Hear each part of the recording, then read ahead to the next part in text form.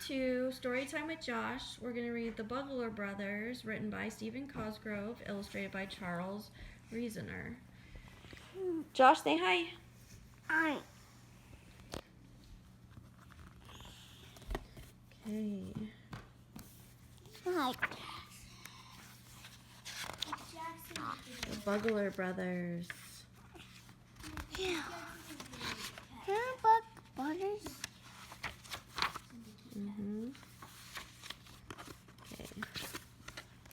Let's see.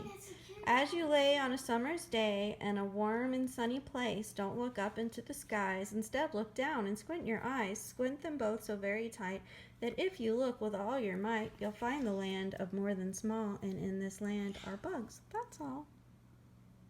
Can you turn the page? Yes.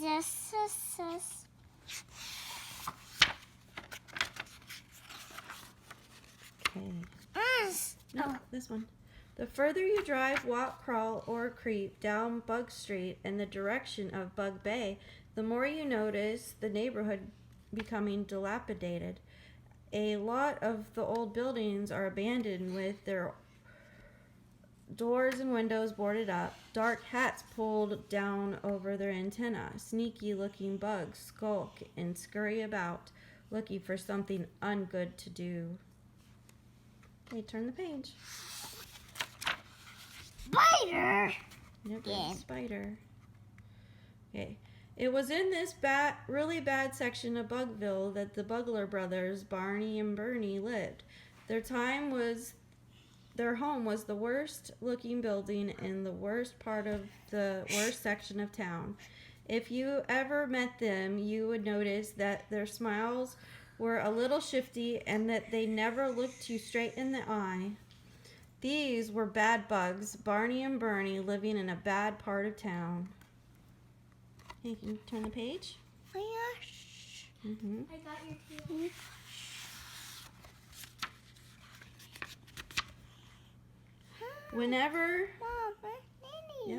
Whenever Barney and Bernie would go into respectable shops such as the Bugville toy store, the owner would notice that a lot of stuff would end up missing after the brothers had left.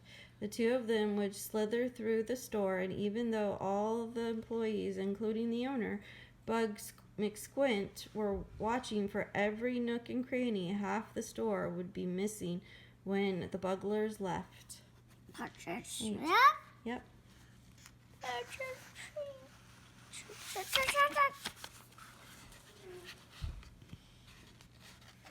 Oh, I see something. It's on. Okay. Barney and Bernie would stroll out and appear very nonchalant and casual until they were out of sight of the store. Then they would break into sneaky snorts of laughter as they inspected their trove of ill-gotten loot. I'm tired. Yeah.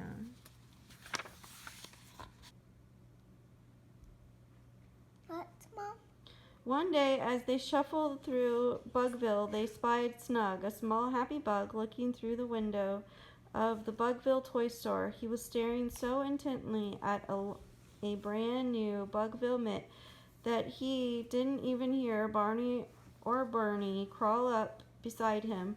"What's up, pal?" they asked as they sneaked their arms around his shoulders. "Nice looking mitt. Do you play bug ball?"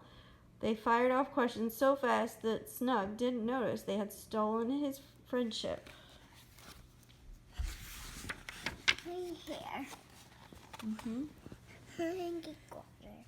"Yup," said Snug.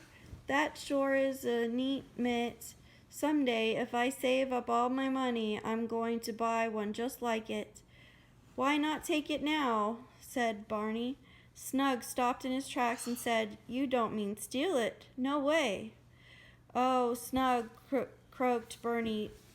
"Old McSquint has probably got hundreds of those mitts. He'll never miss just one." "It's like borrowing," said Barney. "You don't get in trouble for borrowing." "Well," said Snug. "Come on," they laughed. "We'll show you how to borrow things."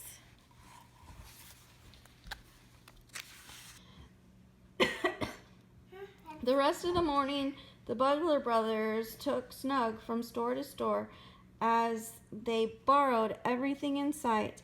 They borrowed corn, candy, clothes, cameras, and even a canine critter called Carmen from the Bugville pet store. See, they gloated, there's nothing to it. You find something you like, make sure no one's looking and borrow it.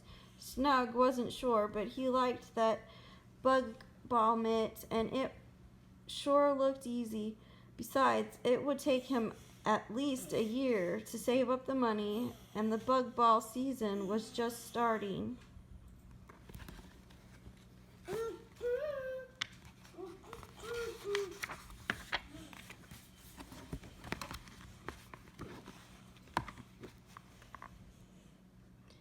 So they went back to the Bugville toy store, and with Bernie and Barney safely watching from outside, Snug sauntered in and walked up to a display of the beautiful mitts. He borrowed his favorite one, stuffed it under his shirt, and walked right out the door.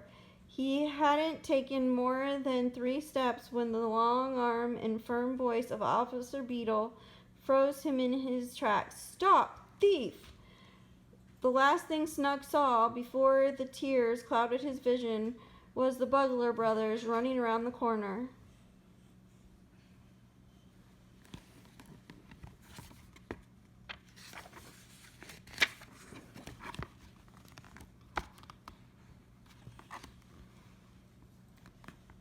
Officer Beetle marched Snug back into the store and right up to a very angry Bug McSquint.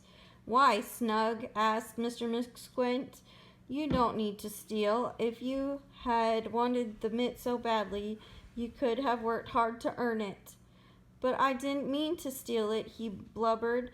"The Bugglar brothers told me it was more like borrowing." The mom. I want to check Daddy. It's like higher.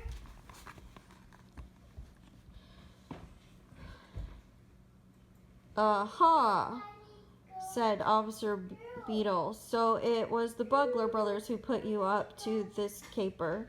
Snug, stealing is stealing, even if you steal a fancy name to call it." A little too late, Snug understood.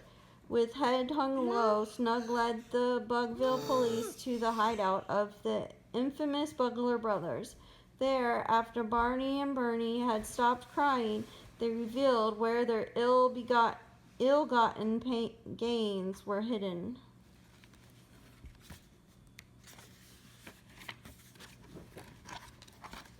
Josh, you want to see the pictures?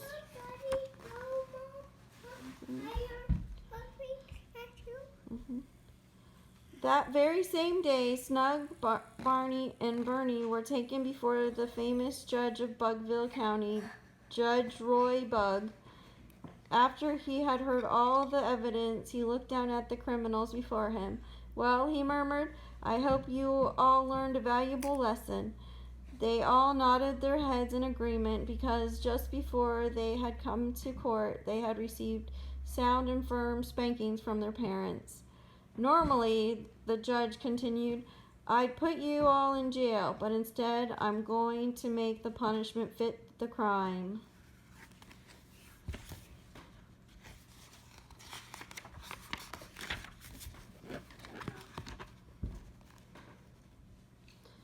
Snug and the Bugglar brothers, Barney and Bernie, gave back all they had stolen.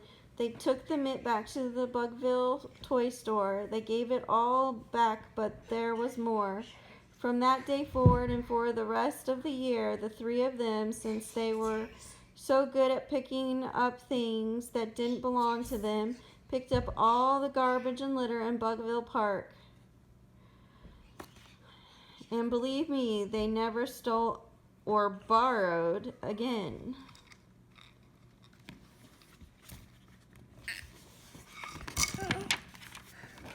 Hi, Mom. If you wish to own something and think to steal or borrow, remember the Bugglar brothers and all their grief and sorrow. Hi, Mom. The end. Right. Yep. Say bye-bye. Bye-bye.